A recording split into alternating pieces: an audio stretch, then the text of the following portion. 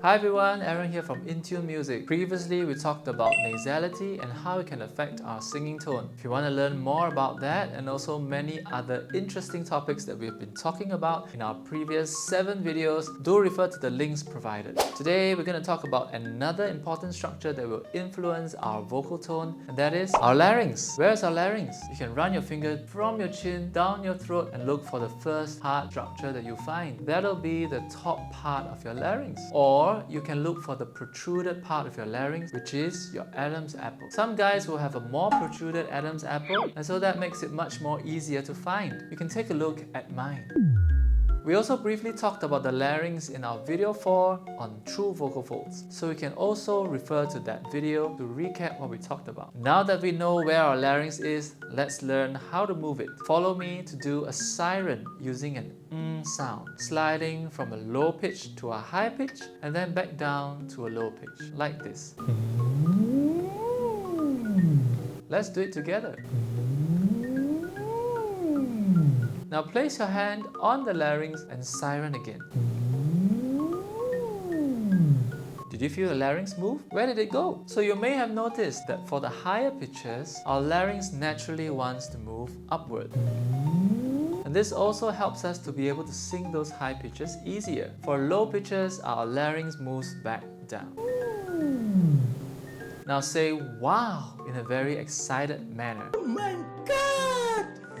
Wow! Wow! Did you feel your larynx go wow? And now say oh with a sad voice. Oh. Did you feel your larynx go down? So how do we tell our larynx to move high or to move low on demand? Let's say the phrase, I like to sing, but let's use different larynx positions to say it. First, let's imagine we're a little kid and we're using our most cutesy voice to say, I like to sing. You can place your hand on your larynx when you're making this cutesy sound and feel your larynx go up when you make the sound, I like to sing. Now, imagine you're an older person or you're very sad and say the phrase, I like to sing. Did you feel your larynx go down even when you were just thinking of making that older or sadder sound? Our muscles actually respond when we just think of the voice that we want to make. And this is how we can make so many different vocal tones. Enjoying the video so far? Make sure you like and subscribe to our channel so that you don't miss out on all our great content about singing. Alright, so how do we apply this knowledge to our singing? And how does our larynx influence our vocal color? You may have noticed just now that when you made a younger or cuter voice, your tone became brighter or sounded higher. And when you made an older or sadder voice, your tone became darker and sounded deeper. Why is that so? Aaron's Knowledge Bank. A higher larynx position means that the true vocal folds are now housed higher up in the throat, and so the overall vocal tract becomes shorter. This means that there's a smaller space for your voice to travel through and hence favors the higher frequencies in your voice, making your voice sound slightly brighter. Conversely, when you lower your larynx, you lengthen the vocal tract space because now the true vocal folds are sitting lower down in the throat. The longer and bigger vocal tract favors the lower frequencies, making your voice sound dark and deeper. This is one of the reasons why opera singers always sound so beautifully deep